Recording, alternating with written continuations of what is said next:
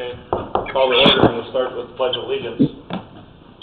I pledge allegiance to the flag of the United States of America, to the republic for which it stands, one nation, under God, indivisible, liberty, and justice for all.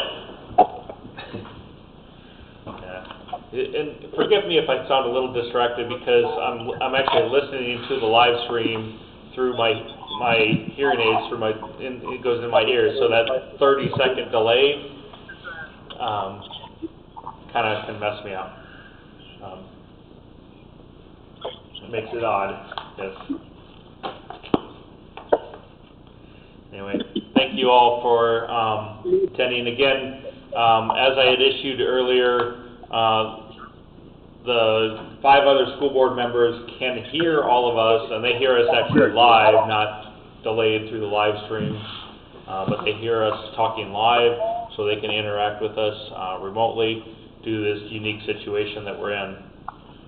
We'll talk some more, I think, as we go through the pieces here on the agenda, talking about some of the policies and specifically how the school board meetings will happen in the future until the situation is behind us. So I was going to try and get one of those meetings going on. So I think just turn it over to you. I think that's what we talked about doing, and you'll give us the pieces that have planned. I think what I want to say, while there's just the 2 of us that are kind of sitting in front of the camera here, we know that there's a whole bunch of other people that have participated in this planning. We have Minda here with us, so our Director of, Assistant Superintendent, Director of Curriculum, she's here, and Jason Borgstrom is helping us run the technology. So with that, Jeremy, I'll give you the floor and we'll go through the pieces. Yeah, thank you. And like you said, it's, I might be the one sitting up here with you, but there were a lot of people, over 25 people that played a part in creating this plan. It's still not finalized. Every day, the superintendents have a call with the Commissioner of Education and members of her staff, and we are still giving guidance on this. As a matter of fact, today we just received a template for the distance learning plan, so that is now on the website, and as we're preparing it, we had some initial guidance, obviously, about a week and a half ago, and how to prepare some of it. So we followed a lot of that, and therefore we've hit most of the things that they already have on their template. It's just not going to be in the same format as they have, just like other schools. We've seen other schools that have come out with their plans or rough drafts of their plans, and we are, they all look different. Can you move the microphone just a little bit closer to you? Yeah. So one are, some are 2 or 3 pages long. I think ours is probably right around 20 pages long. And there's still more stuff that will need to be put in there as we continue to progress and move forward. Other than the number of staff that have worked on this plan, we still have staff that are coming into the buildings and working with our care, emergency child care. They've been doing a phenomenal job, and they've been really stepping up to the plate, and the governor called them out as heroes in one of his executive orders, and I think everyone owes them, some thanks, some congratulations, and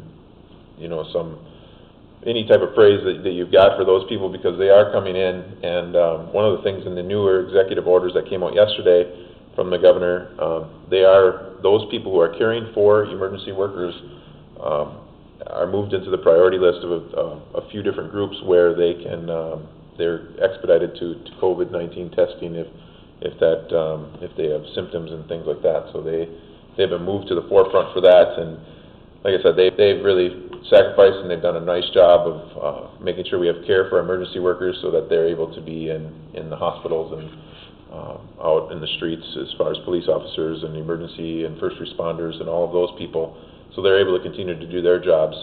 So we owe them a ton of gratitude, as well as other staff who've been working and continuing to do things. We've got food service, which is the other key cog in this whole plan. Before we start on Monday, the food service workers, transportation people, we have delivering meals. Almost 500 meals a day are going to homes. We can still have, people can still sign up for that. There's going to be a delay of a day or two. We'll keep it as short as we can, but if people need to sign up for meals to get delivered to their home, they can still do that. And like I said, a delay of a day or two because we route all of those. It's really incredible. When I don't get to see other numbers, I do know that throughout the state, yesterday there were 124,000 meals served, and so we are, almost 500 of those meals going to families and things like that. We are making some changes to that based on the governor's executive order yesterday, and so that is part of it. Also, we have about 30 or 35 kids coming in for our caring, for emergency care, and there's about 2,600, yesterday there were about 2,600 children who were being cared for of emergency workers throughout the state. So I think we've really done a nice job here. So just, as I'm watching on here, just one person asked, can you say the age range that goes up to for the care? Yeah, the care is school age, up to age 12. So it's anyone that's in school up to age 12 for care. The meals is anyone under 18 years of age can get those meals. So if you have 3-4-year-olds or whatever at your place, we can deliver there if you get addresses and things like that. So it's anyone under 18 qualifies for the meal service that we're in right now. Going to the plan, like I said, a large group of people worked on this. We'll put it on our website tomorrow. Hopefully it'll be, well, it won't be finalized. I'm going to tell you that right now. It won't be finalized by that point. It's going to be continually changing. Just like we've asked the entire time for flexibility, for some grace here from families, because obviously we were thrown into this, it seems like forever ago, but it's only been 8 or 9 days ago when we started working on this. Right. And so it'll continually change. We continue to get updates. I continue to get updates daily from the Commissioner of Education. We continue to make those adaptations. One of the more recent changes that's going to come soon is because of the stay-at-home order, we've decided to try to limit the number of people who are in our buildings each day as much as possible. So we're going to try to do food service, transportation, and food delivery twice a week instead of every day of the week. And so that'll be a change. So we'll give multiple meals to families or to children that'll happen twice a week instead of every day, just to free up some of our transportation and also to limit the number of people that we're having in contact with each other within the school building. All the pieces here, everyone can see this, what's on my screen? Oh, here. Oh, they can't see that? Okay. So the school board members have all received this from the superintendent, the draft text of the plan, and are able to access it and view it. We will make it public to the rest of the people on our website tomorrow. Okay, so you can look through some of those details in there. And we'll try to recap a couple of these things again at the end, as well as giving you information on how to contact people if you have questions. Yep, exactly. And we'll send a blast out to families as well, and it'll go on Facebook, and we'll try to communicate as many ways as we can. We'll get a link on our email blast and phone call, say, hey, check out the website.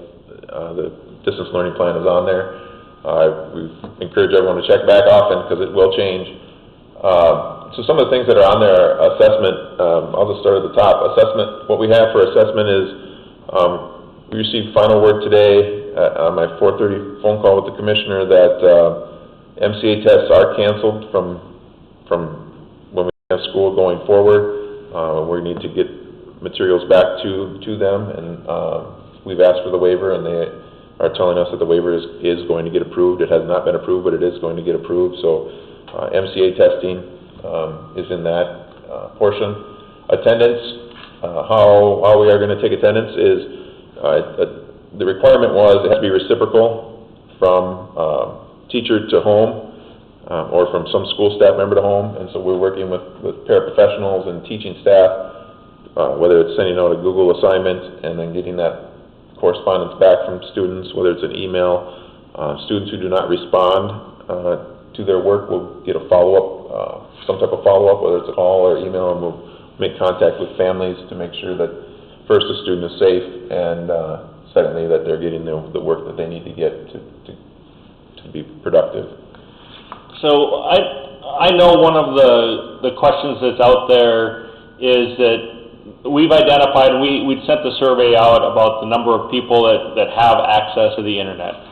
We know that there are 38 houses that don't have access to the internet.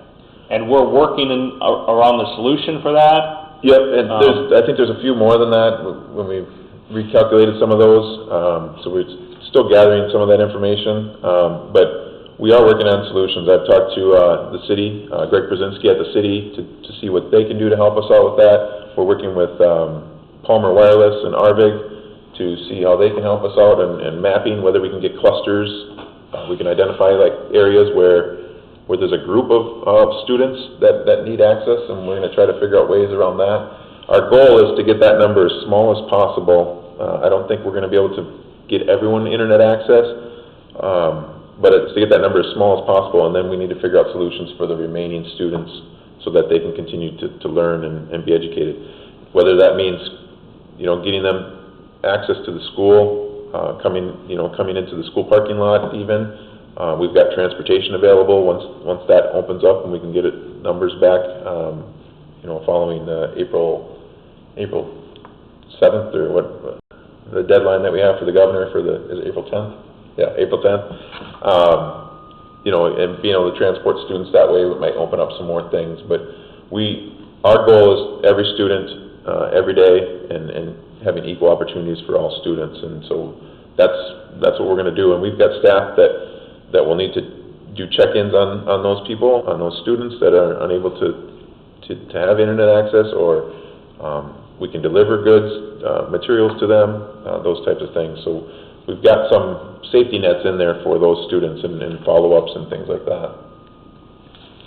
I forgot one part that we added to the distance learning plan. The very first page of that, after the table of contents, has general information. It's got the district phone number, it's got the district website, it's got our Q&A link, a document to our Q&A that's on the website right now. It's got how to sign up for food delivery, how to get emergency child care for Tier 1, transportation if you have transportation questions. This is all the same as it would be if we had a typical school day or school year. Early childhood, and then tech support with the WUFU and iPad help desk.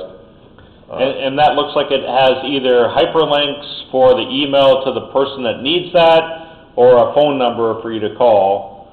And so, make sure, again, as soon as we get that posted up, you can find all of that information in there. In addition, I would add that the school board members, the superintendent, contact information is on the school district website, including both my email and my cell phone number.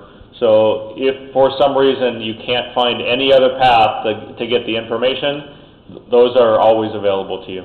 Yep, and it goes all the way down to building administration. My number's on there. I think I put it on Facebook, and it's all over as well. And I've been getting a lot of emails, not a lot of phone calls, but a lot of emails, which are great to be able to respond to.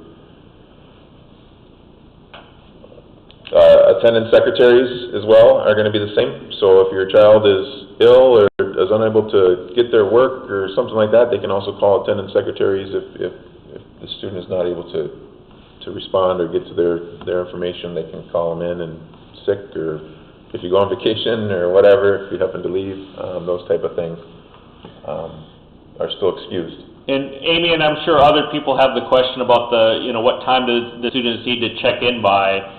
That depends on what grade and what assignments, all of those types of things will be dependent on what class that they're supposed to be in. And that will be promulgated by the teachers? The principals, I think, will send that information out. And we're trying to be very flexible, knowing that our families are having different circumstances. Families work, families are home. And so we're trying to build a system where we can be very flexible and yet provide the best instruction we can. And so if we've had a good window open for attendance, and also things that we post will be videotaped, so we're trying to be flexible for families.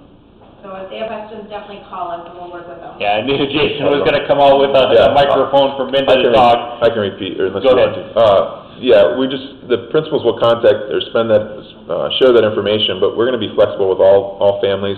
Some of the main concerns we've been getting in our Q&As, or if we've been doing some customer service calling of families, is I work all day, I'm not gonna be able to do this at night, or the other way around. How am I gonna help my kids if they're home alone being watched by older siblings? How are we gonna keep them responsible? And that's a big part of what we've been telling teachers, is to allow flexibility for the students. And the teachers are gonna need to be flexible because they've got children at home as well in some of these cases. And so the plans will be out there, some of it will be live, but everything should be available at alternate times, to hopefully help families out, help students out, help the teachers out, and it's flexibility. And it may change. The first week might look entirely different than the third or fourth week, and so we're gonna have to learn from that. And like I said, the customer service calls that we've been getting, people are scared, and it's not set in stone. Like, we're gonna have 8 o'clock first period, 9 o'clock second period, 10 o'clock third period, like we typically do on a school day. We've given some flexibility there, and then when students get their assignments, they can pick and choose what time during that day that they want to complete them. So really, it helps and goes right along with our mission statement of self-directed learners, and they're going to have that opportunity. All assignments will need to be posted, I believe, at 9 o'clock in the morning each day, so they'll be available starting at that point, probably even a little bit before that once we get rolling.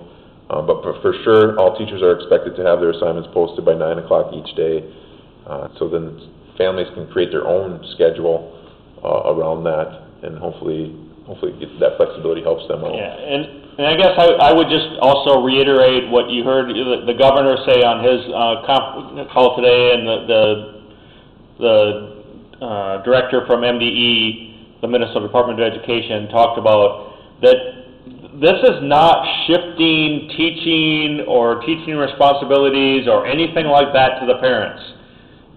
This still is, they have a responsibility to connect with their teacher, and the students have a responsibility to be responsive to the teachers as they give you assignments, ask you to complete assignments, as you turn in your assignments. That still will go through your teacher. Yeah. And in the same way that if we were in the classroom, if parents have issues with the kids doing their homework and all of those issues, work with the teacher, work with the staff here to get that done. That's a great point. That's exactly right. We are the educators, and we're going to look for some supervision type of help, but if you need help with assignments, we're going to have opportunities for you to reach out to the school. Ideally, the teacher is that first base to touch with. We're going to have paraprofessionals who are going to be watching classes at the same time, the Google Classroom classes, the videos and things like that, so they're going to be able to be accessed for support as well for students. But we are the ones that are responsible for that, and they're doing it at home, and the parents are going to have some supervision responsibilities, but if you don't know how to do the new math that we always hear about or different things like that, that's still on us as educators. So please, parents, if that's a problem for you, reach out to our teaching staff and or our paraprofessionals or building principals, and we will take care of that for you. Again, it's going to be a learning curve, and it's going to be new and need a lot of flexibility, but it's still on us to educate the families and children. So one other question I picked up here is that there are some students that work in some of those critical jobs at grocery stores, stocking, all of that kind of stuff. Yep. I mean, we understand that they're going to have some flexibility around their school day because of also having some work commitments in all of this too. So I can't stress enough that a lot of this is going to be about communication. Let us know what your situation is so that it can get handled. Yep. Yeah. Going back to the plan, buildings and grounds, we've got some things going on there where, like, what time our buildings are open. Obviously now until April 10th, we've got some increased or decreased access, I guess, would be the best way to probably say that. We've got new cleaning equipment that helps with COVID-19 and cleaning that. We've got enough paper products on hand. Buildings, ground, and technology have been working together as far as key fobs and entrances and exits and things like that. The pool is out of commission, so do not even try to get into the pool because you're going to freeze. It's not freezing, but it's cold in there. But we've got that at a good temperature to help save some costs as well, where we can anyway. And the ground staff is doing some maintenance and things like that while we have students out of the building. Communications. Can you hold on just for a second there, Jeremy? Yep. Because I just want to pause here, because I know we're going through several pieces of plan. I just want to pause to see if there's any of the school board members that have questions as we're going here. Sure. Jeremy, this is Ryan. I got a question for you. Seeing the comments about getting ready for summer cleaning, is the expectation that we possibly are not coming back? Is the expectation that we are possibly not coming back? Is that? Yeah. So far, what we have is what was told to us yesterday from the commissioner and the governor is that we will not be in the school buildings until May 5th, and that is the day they've given us to return to school. The commissioner said that April 30th will be the last, as of right now, will be the last distance learning day. May 1st and May 4th, a Friday and a Monday, are to help schools and staff get back in the building and transition people back into the building. And then May 5th would be the first day of students in classrooms again. And so that is the plan as right now. Again, things could change and we don't know what's all going to happen, but right now we're expecting and we're planning for, we have a plan in place for, to get us through April 30th for teachers and staff and May 5th to return. Now if that takes longer than that, it takes longer than that, and we make adjustments, but right now that is the plan that we've been given. And those are the dates that are directly outlined in the governor's order, but it also gives the commissioner of the Department of Education the authority to change that. Yep. So that's why we say that's what the plan is today. Yeah, and we've said that a lot, even in our last board meeting, obviously, we said, as far as we know right now, and you know, that a lot of words like that, so. So that was your question, Ryan. Is there any other questions?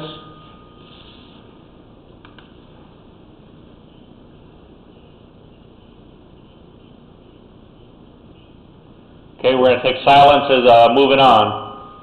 The communication, we've been trying to communicate as many ways as we can. All vital information, extremely important information, has been emailed through our systems, communication systems, or phone called out. So people, if you don't have, well, I'm talking to the people on Facebook, but if you don't have Facebook or your friends don't have access to Facebook, that's just been supplemental information or the same information we've already either called out or emailed out. The website is the other great place for people to look, and then anything that goes on Facebook or social media is ancillary or it's the same information that's going to be shared with people. We've got some question and answer documents on our website, and there's a spot where you can put in a question or a spot you can look at the questions and answers that I already asked. And then other communication throughout Becker is, like I said earlier, I've been having communication with the City of Becker administration, the mayor, the chief of police, Sherburne County Sheriff's Office. We've talked as well, and others. We've had communications with nonprofit groups, churches, and other groups like that, looking for support for non-school days, possibly for feeding students during those days, businesses and associations, different groups, Chamber of Commerce, things like that. We've had some communications going around, and then if anyone else has ideas or thoughts, we're very open to those things from the school perspective, and so you can reach out to me or any school administrator for some feedback on that. Our distance learning plan piece of this, it's very high kind of high topic, I guess, or big plan here. And each piece of this plan is broken out from this piece, on the page. I don't know if Ms. Anderson wants to talk more about it or not, but we have, we're providing instruction. We're gonna use telephones, we're gonna use Google Meet. I don't know if it's right underneath this, where we have we've got distance learning guidelines for the middle and high school are on the same page as far as what they're using to communicate, their learning management system, tools they have, how grading is gonna work, which will be very similar to what we have already, and different engagement, what we're looking for from students as far as participation. And these are initial guidelines, and then we did the same thing with the elementary schools, put down how we're gonna communicate, how teachers will communicate, how you can see live instruction or recorded videos, on-demand type of stuff, and pre-recorded video clips and things like that. So as far as the systems, the parents need to understand that it's still the same things that we've had before. You may just want to make sure that you pay closer attention to it. So things like Skyward, being able to view the grading, all of those types of things and assignments. Same. That those things be kept up to date by the teachers to make sure that, and you can check to see if the assignments are being completed. If you haven't checked lately and you don't have your username and password, again, make sure you contact us and we'll help you understand how to reset that and make sure that you have access to it. From the student side, this goes into your Google Classrooms or Google Meet, all of those types of things that make sure that you have the appropriate access. And if you need any technical help with that and resetting passwords and that kind of stuff, contact the school and make the appropriate contacts to make sure that those get reset.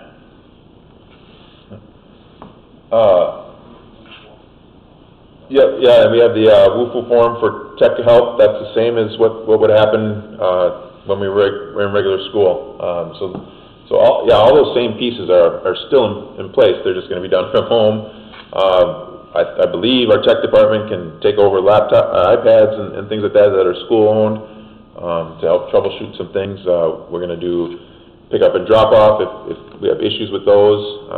It's just going to be, instead of walking to the office to do it, you're going to have to get somebody to come to your house and swap out an iPad or something like that. So, emergency worker childcare, we've started that, and we have anywhere from 25 to 35 kids coming in each day for that. And I kind of talked about this earlier a little bit. We're opening it up to Tier 2 families on a emergency need basis.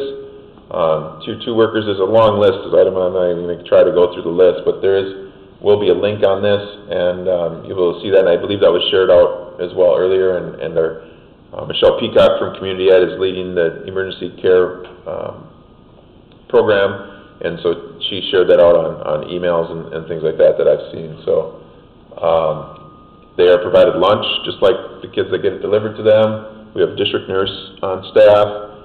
There's no more than 10 to a room to keep with the social distancing. There's more than 10 that go outside at a time, 10 that eat lunch at a time. So we've continued to abide by those rules. Our children are also, their temperatures are taken when they come into the room or into the school building, and so those are checked. And 99.5 or above, we are asking them to go, not come into the building, and so they are turned away. And so we'll continue to do that just to keep everyone else safe that's around them. That's a very safe number, but the nurse decided to err on the side of that rather than waiting to 100.5 or something like that, where it certainly is a fever. And so we've been checking in. We also monitor each student each day, so we have that information. And again, all of these are in line with the Minnesota Department of Health recommendations and those pieces. Yeah, and that's what, like I said, with that groups of 10. So if we have 8 students in a room, maybe 2 adults. I don't think we have less than 2 adults in any room, actually. So 7 and 2 type of stuff for adults and children. And I'm going to ask you to pause there for a second again, and just to reiterate, this plan will be posted during the day tomorrow. the distance learning starts on Monday. Okay, so we're implementing distance learning, and that all starts, you need to be in your classrooms, all of that kind of stuff, on Monday, March 30th. Yes, yep. English learners, special ed, those groups, we've taken extra special care to make sure that the groups that get, some extra help in school are going to continue to get those services outside during this distance learning time, and so that's part of it. In there, the English learning program will be facilitated by our teacher that we have, and so the students will be familiar with that person as well in this case, so that's very good. Special ed, we're working with the co-op, so Monticello, Big Lake, St. Michael, Albertville, and us are sharing and working from the similar plan that's coming from our co-op director, Heidi Nisler, and then our on-site directors as well. So that is, again, that's a big piece of it, and that's something that is continually changing and isn't finalized yet, and will continue to be worked on quite a bit. Okay, so let me pause and ask, are there any questions from the school board members before we go to the next part of the plan? Real quick, this is Ryan. As far as staff getting into the buildings to do their lessons and stuff like that, from what I've read, the buildings are being locked at 2 p.m. tomorrow afternoon. Do they have to have a month's worth of stuff in their bags and at home, or will they have some sort of access to get materials to do the latter half of the distant learning? Yep. So starting tomorrow at 2 o'clock, because of the stay-at-home order, we've decided to follow in line with that and keep as many people out of the building as possible, including teaching staff. So that'll go until April 10th. If there are needs, we are going to have a rotation of administration to try to limit them as well, but a rotation of administration that will go out to staff so they can get into the building if they forgot something or if they really need some type of materials and things like that, until the stay-at-home order is complete, and then we expect staff to be able to come and go as they've been going like this week and last week. And so just trying to help everyone stay safe, and like I said, limit the number of people who are coming in contact with the school or with people within the school.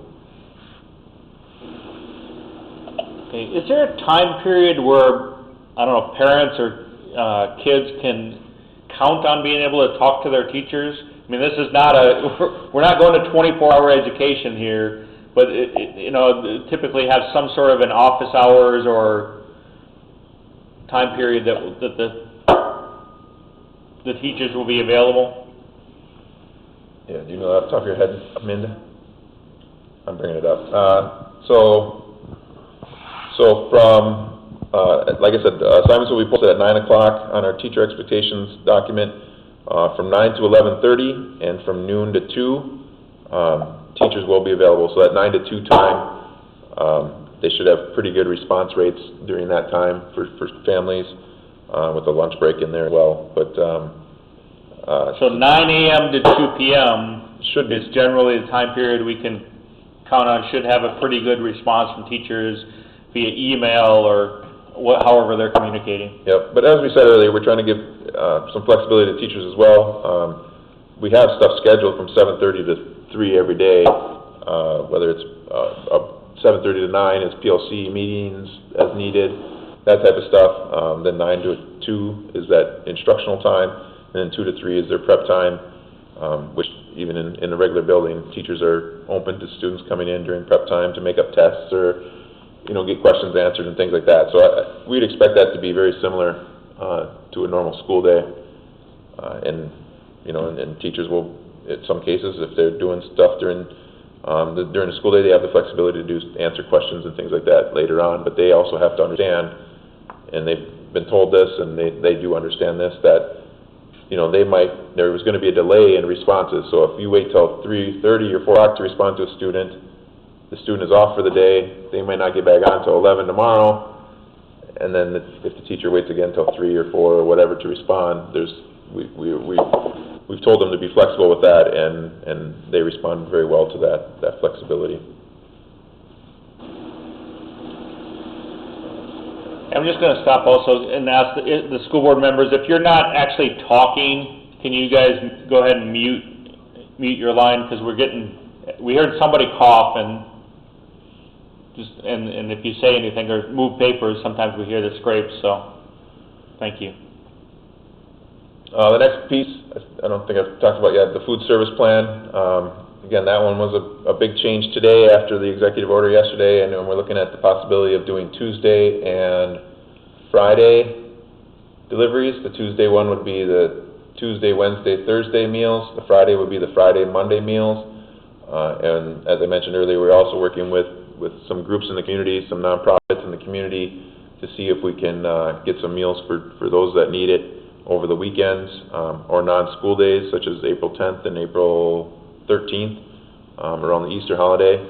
And so, again, this is I don't know if anyone even has this yet, but it will be blasted out tomorrow to families that we're going to try to do that. Again, that opens up some transportation. It limits the number of people in the building each day, and gives us a little more flexibility as well. The meals they're really, really good. The food service staff is phenomenal.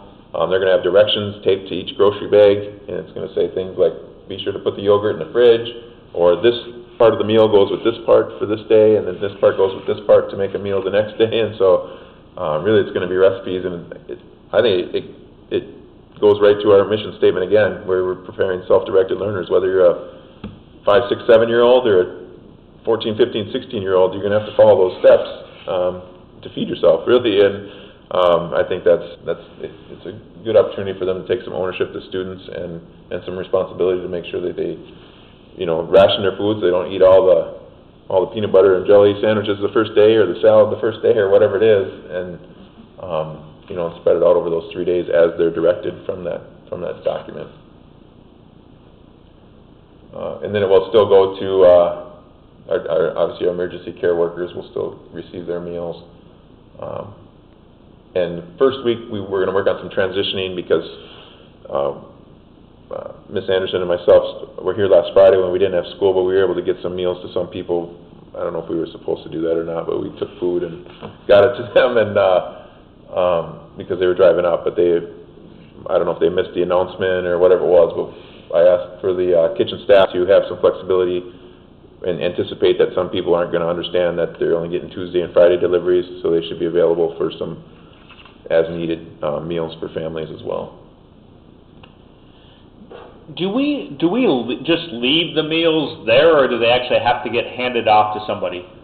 At homes? Yeah. At homes, yeah. The transportation team has done a wonderful job of getting. But they make sure somebody's there to take them in, right? To pick them up and put them away. And we use our e-link service, so they can time out. They can see when it gets dropped off, almost like when you get a package delivered from UPS, what time it was delivered and that type of stuff. So we check all of that off through our e-link, and that's been shared with families.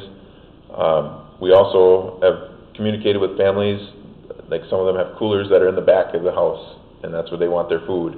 And so they've worked very well, and I've seen a lot of good comments on Facebook as well that have said, it's been great working with them because they're so flexible. Can you explain what e-link is, just so? Yeah, the e-link, I'm going to try my best here. Tom would know better, but the e-link service is the online app one of the online apps that we have through transportation that allows you to watch when the stop occurs. So if you have access to that, and if you don't have access, you can call Tom Risley at Transportation, email him, and he'll make sure you have access. But when we drop kids off and pick them up on a normal route, a normal day, parents can track where the bus is with that app, and so now you can track where your meal is at, essentially, with that app, and when it got dropped off, or when it's 5 minutes away, or whatever it is. But so it's an app that we use it to track students safely, but now we're using it to track meals safely. Okay, so again, for the school board members, I'll stop here for a second to ask if there's questions.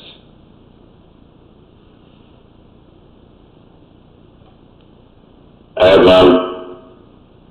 Thanks, Jason. All right, in silence from the rest, I'm assuming we can move on. Thank you. Okay, the next piece was health services. Again, some stuff has already been said, so I'll skip over that, but just continuing to educate students and families on proper hand washing techniques. That'll still be part of our curriculum, covering your cough, and like we said, we're trying to plan a lot of things at the school, so we're limiting the number of people who are coming in here. We've also been taking our staff that do come into the building, we take their temperature, and they have the same restrictions. We have some staff who've been gone for a few days because they had a 99.8 or whatever temperature, which doesn't necessarily medical fever, but it's higher, and so we said, let's just be safe and send them home for 3 days to work from home, and those type of things. We've worked also with staff members who are at high risk, and doing some of those things. That's all through our health services and the Minnesota Department of Health recommendations, along with the guidance from our nurse. Homeless and housing. If you know of families who are homeless or housing instability, I know that's a huge part of the federal, the President's plan, and also the Governor's plan, where we want to make sure that those families are, being able to forgive a month or 2 months, or at least postpone some of those payments for heating costs and things like that, or non-eviction notices during that time. But if you do know of families that are homeless, you can certainly reach out to Minda Anderson, our Assistant Superintendent of Curriculum and Instruction, and we can get them on our list to make sure that we're meeting their needs. Again, every student is a role, every student every day, and making sure we're giving equal opportunities to all of them, including homeless students. And I talked a little bit about that when I was talking about English learners and special ed as well. So we want to try to continue to provide the services that those students deserve, and that we've already provided to them in a normal school year. I think part of that for me too is that if there's students that are enrolled in our district and they're not checking in daily and doing their assignments and all of that kind of stuff, expect that there's going to be some follow-up and asking questions to understand what's going on there. And we understand that there might be some sensitive situations and homelessness or that instability. But again, we have the right people here to be able to handle those things. So just communicate to those right people, whether it's the social workers or Minda or whoever that needs to be, to make sure that they understand your situation and can provide the right support. Yeah, exactly. We still have all of the pieces in place as we would a normal school year, just like you said. We just need to do it a little bit differently than we have when the students are in the building.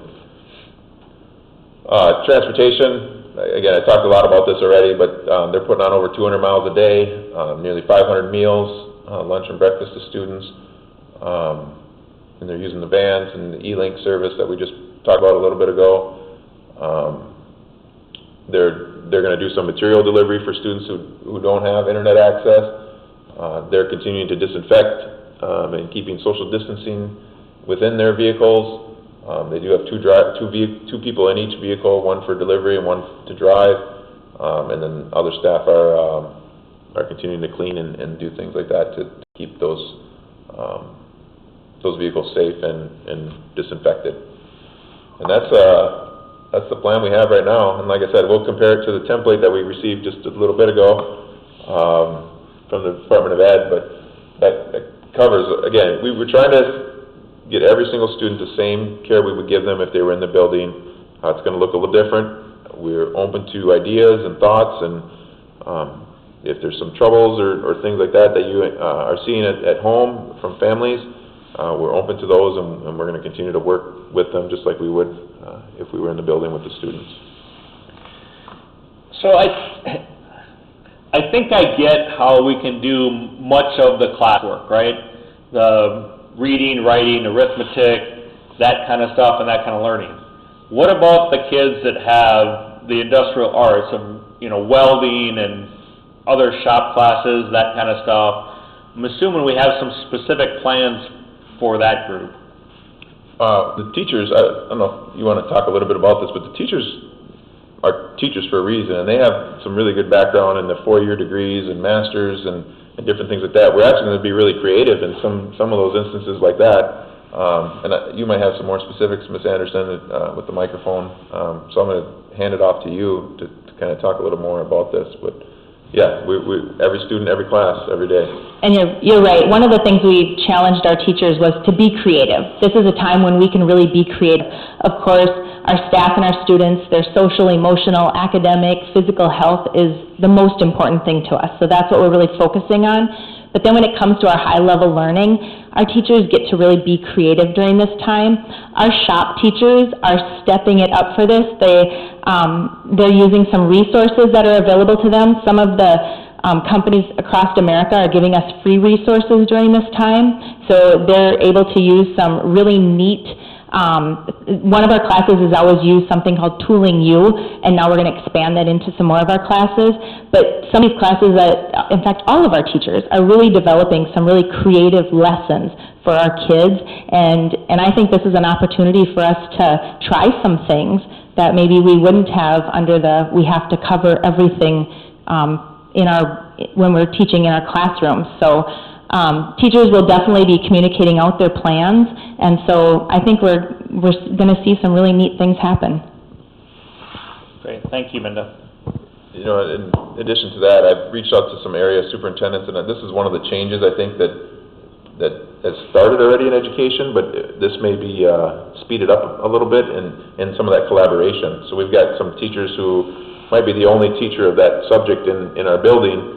Well, what type of lesson are they doing with the students? Maybe Monticello or Big Lake or some of our surrounding schools, have somebody else that they can collaborate with and work, at sharing lessons and doing things like that. So that's one of the things we've done, and it is a new shift in education, but like I said, I think this might speed it up a little bit, and the other schools are very open to that possibility as well, because it's back to that work smarter, not harder type of thing. So. Okay. Other questions from school board?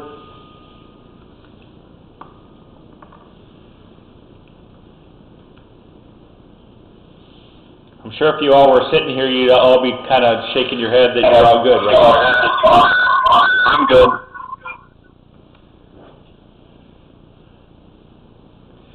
Good.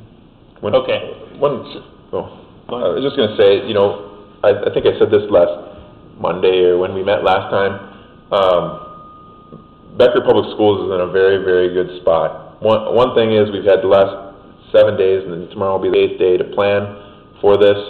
Our community support with our referendum in the fall and going forward has put us, in the past, has put us in a wonderful position to provide technology to students one-to-one. That's incredible. So not all schools have that access.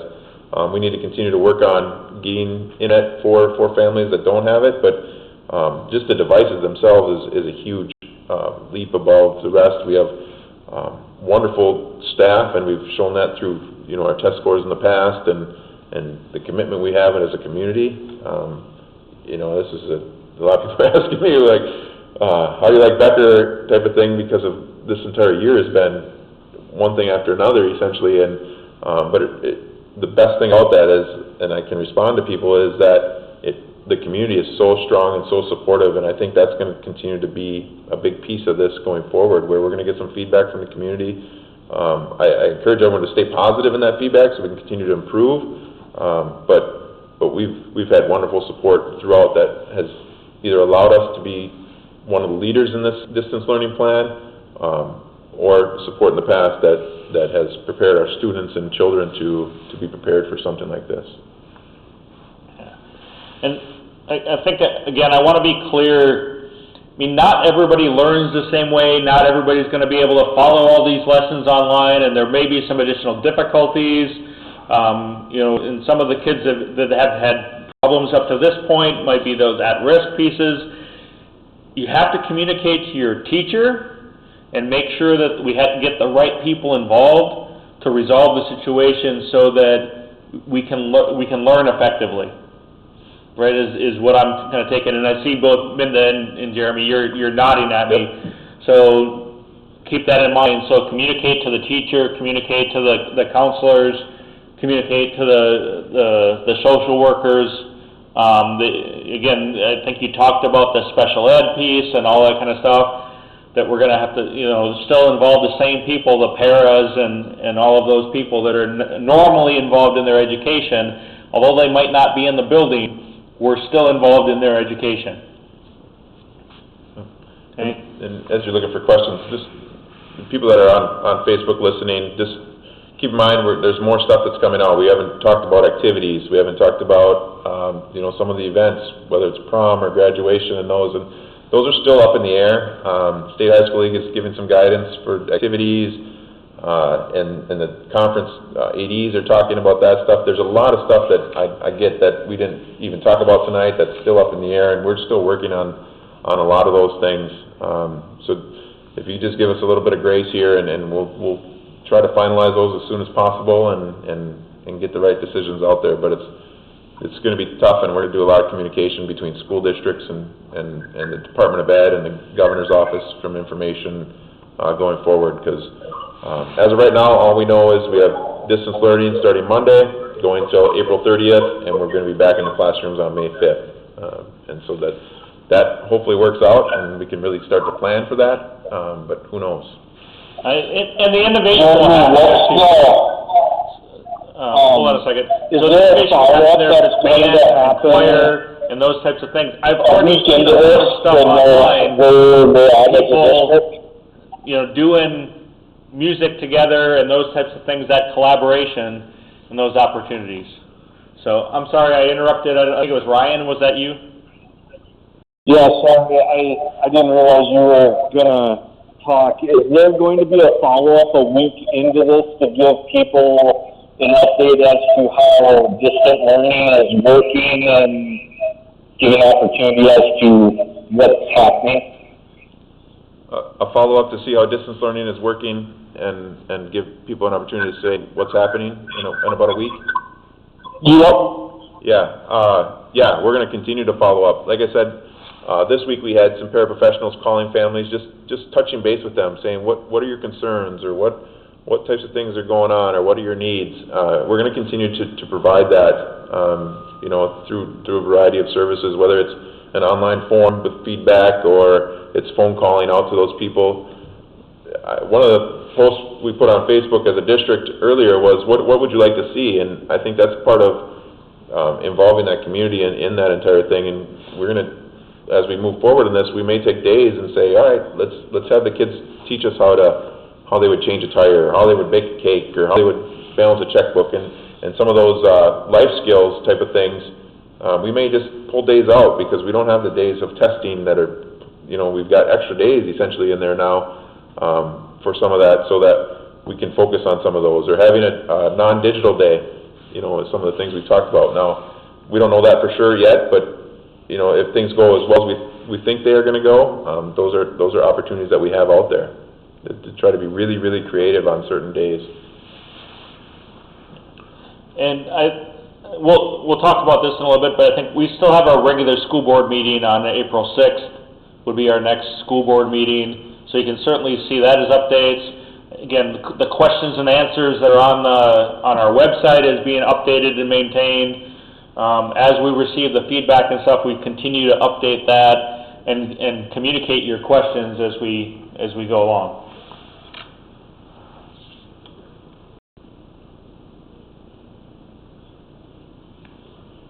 Anything else on there?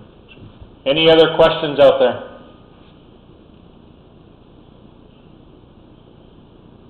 I'm good, thanks.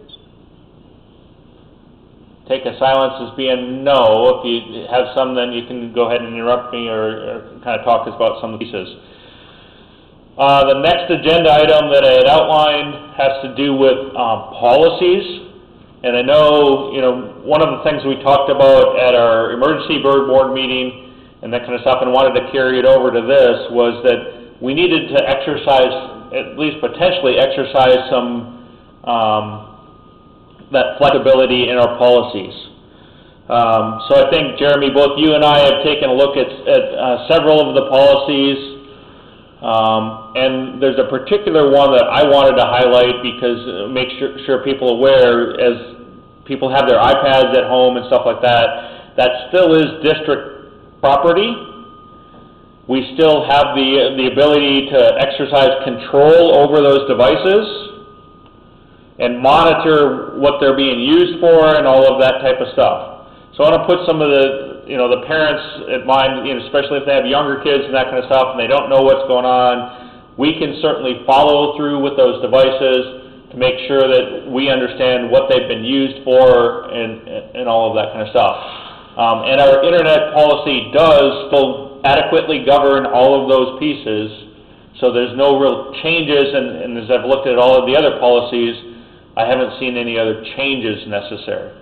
Yeah, a lot of the stuff will be very similar. That you talk about the internet use policy, because we've already had students taking these devices home. I think the school board has prepared this whenever that started, 5, 7, 10 years ago, of thinking of those things and putting those within policy. And so when I read the policy, some of those are accounted for already because we've already had students taking those devices home. Our tech team has the ability to monitor, control, that kind of stuff, I believe, through some of our learning systems. So like app downloads and things like that are not accessible for students unless it's approved through our system, just like it would be when they were in school, and those types of things. So that is all, yeah, that is all should be very similar to what we have. It's just they won't be bringing the devices back. And then as far as troubleshooting, we've got that access. We've got the online WUFU form that students are very familiar with, and then breakage and issues with that type of stuff. We've got some transportation things that we would use for that. Talking about other policies, the handbooks, and talking to the building administrators, not a lot of changes in there as well. We'll follow a lot of the same things. Our attendance is going to be a little bit different, but we're still following the same protocols essentially that are through there. So even all the way down to calling in to the same person. If you do call the school, we do have limited staff on, so we encourage you to leave a message, and we'll be sure that we will get that message. And many of those get emailed to the people after they're left on a phone, and so we'll have access to those, and we'll be able to disseminate those as we need to as well. I just saw one of the questions that came in online is again about the plan. So the district's distance learning plan will be posted during the day tomorrow. So sometime before the end of the day tomorrow, the full plan that we've just been talking through and highlighting some of the pieces, that full plan will be available on the district website. You can, it's basically a PDF document, if you can imagine that you can be able to download and look at and make sure that all of those pieces are being followed. And we'll blast that out to people that it's out there, and the link to it, I assume. Yeah, the normal method, you should receive notification that plan has been posted. Yes. Okay, so for the school district and, for the school board members, I had emailed you some language earlier that kind of governs our meetings going forward. And I'll just read the pieces. Due to the current federal and state emergency declarations and guidance about limiting person-to-person contact due to the COVID-19 coronavirus pandemic, by action of the school board for ISD 726 Becker, all future meetings of the district board will be conducted in accordance with Minnesota Statutes 13D as in Delta, .021, meetings by telephone or other electronic means until further notice. During this time, one or more school board members may participate by telephone or other electronic means, and with that is the intention that at least a person, either the superintendent, one of the board members, or one of the other staff will be present here in the boardroom. In accordance with Minnesota statute, again 13D as in Delta .021, members of the public are not permitted to attend the meeting due to the current health pandemic. Persons may monitor from a remote location by the live stream of the meeting that we're again posting on the district website, as well as the district Facebook page, Becker Public Schools. Okay. Public comment for school board meetings may be submitted by email or by telephone, and my email and telephone are included, so it's mswanson@isd726.org, and my cell phone number is 763-234-0727, or to the superintendent, and his email is listed as jschmidt@isd726.org. Again, all of that contact information, if you didn't catch it as we went by, is available on the school district website under the school board. Okay. So with that, I ask this, and I move that, ask for a second from another board member. I'll second, it's Jason. I think that was Jason, right? Correct. Okay, so second by Jason. And then I'll ask, is there any discussion of that?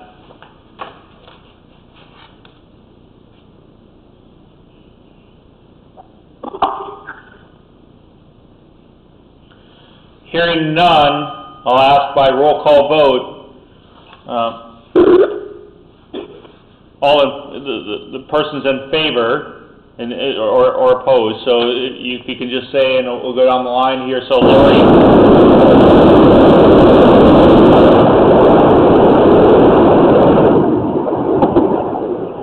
Lori, I didn't catch what you said, so. Aye. Aye. Ryan? Connie? Aye. Jason? I approve. Aaron? Approve. Okay, and I'm in favor, so it's unanimous, the school board passes that motion.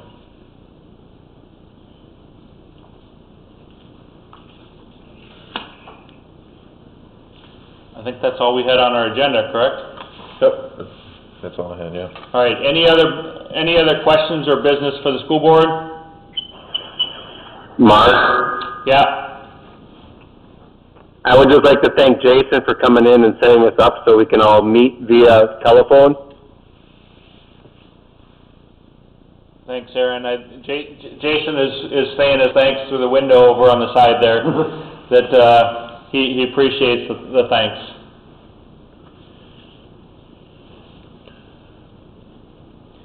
All right, hearing no other items, we are adjourned.